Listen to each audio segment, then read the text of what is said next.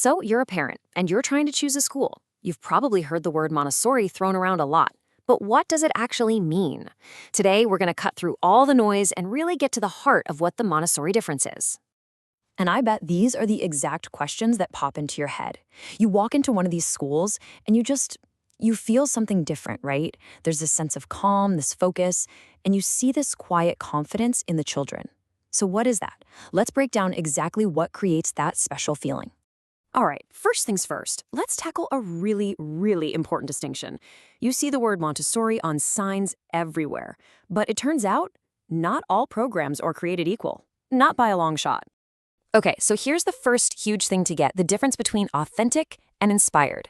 An authentic program isn't just, borrowing the name. It is fully aligned with the original philosophy, and what's so cool is that it's also backed up by what we know from modern neuroscience.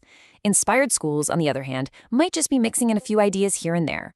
And that distinction is absolutely key, because the real lasting benefits, they come from the complete authentic system. So what does that authentic focus actually look like in a classroom? Well, for starters, you're not going to see a bunch of worksheets. Instead, you'll see kids who are deeply engaged with real hands-on materials. They get these long, uninterrupted blocks of time called work cycles to really build their concentration. It's all about fostering independence and emotional intelligence every single step of the way. Now, this whole philosophy is really brought to life by two twin pillars, the teacher and the environment they create. Let's start with the teachers, or as they're often called, guides. These are highly trained professionals. We're talking about rigorous, specialized certification. And it's not just about learning the curriculum. It's about learning how to scientifically observe a child to really understand their developmental needs. Their training even includes coursework on emotional development. But, all that technical training is paired with something that's just as vital: genuine compassion.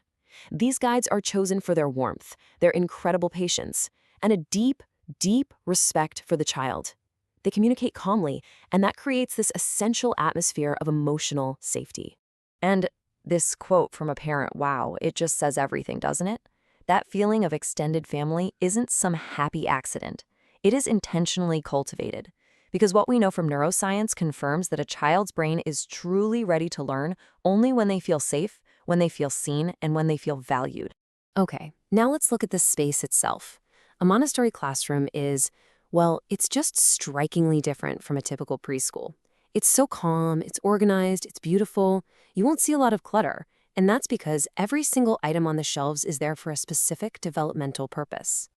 This idea here captures a core Montessori concept just perfectly. The carefully ordered environment itself is what guides the child. When everything has a place and all the materials are laid out in a logical sequence, the room itself teaches focus and responsibility. It helps children build that inner discipline without an adult having to constantly tell them what to do. Okay, this next idea might just be the most surprising, and honestly, the most important one. While so many schools are pushing academics earlier and earlier, the Montessori approach, it starts somewhere completely different. So while traditional preschools are often in a rush to get to the ABCs and 1, 2, 3s, the Montessori focus begins with something called practical life. Now, I know that might sound a little counterintuitive, but trust me, it's a fundamental shift in priority that has these profound effects on all the learning that comes later.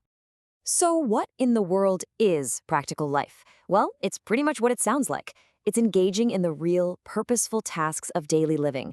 Things like learning to pour water without spilling, finally mastering a button on a coat, or sweeping up your own crumbs. They might seem like simple little things, but their purpose is incredibly deep.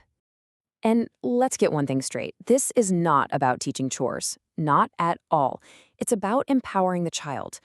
Can you just imagine the look on a 3-year-old's face when they realize, hey, I can do it myself? That feeling of true capability is the absolute bedrock of self-esteem. And this is where the brain science comes in, and it is so cool. These simple, hands-on tasks are directly building these sophisticated cognitive skills we call executive functions. I mean, to prepare a simple snack, a child has to plan the steps, do them in the right order, and control their own movements. These are the exact skills they'll need later for complex problem-solving in math and science. So, building on that solid foundation of confidence, we get to another core principle: putting emotional development first. The idea is simple. A child who feels emotionally regulated and confident is a child who is naturally primed and ready to learn. In a Montessori classroom, social and emotional skills aren't just something we hope kids pick up along the way. Nope, they are explicitly taught right there as part of the curriculum. Children actually learn how to name their feelings, how to solve problems with their friends, how to act with kindness, and how to work through conflicts respectfully. And the result of all this intentional focus? It's profound. You see children who are not just academically prepared, but are emotionally healthy. They develop resilience, genuine confidence, and this amazing ability to navigate their social world with grace and with empathy. So, let's zoom out a bit. What does all of this add up to in the long run? See, the goal isn't just about preparing a child for the next grade. It's about preparing them for life and about supporting the entire family unit along that journey. So what does a graduate of this approach look like? Well, the profile isn't about test scores. It's about character. They are independent and articulate, confident and kind. And maybe most important of all, they're self-motivated because they've developed a genuine love of learning, not a fear of getting things wrong. This philosophy also recognizes a simple, powerful truth. Education doesn't just happen in a vacuum.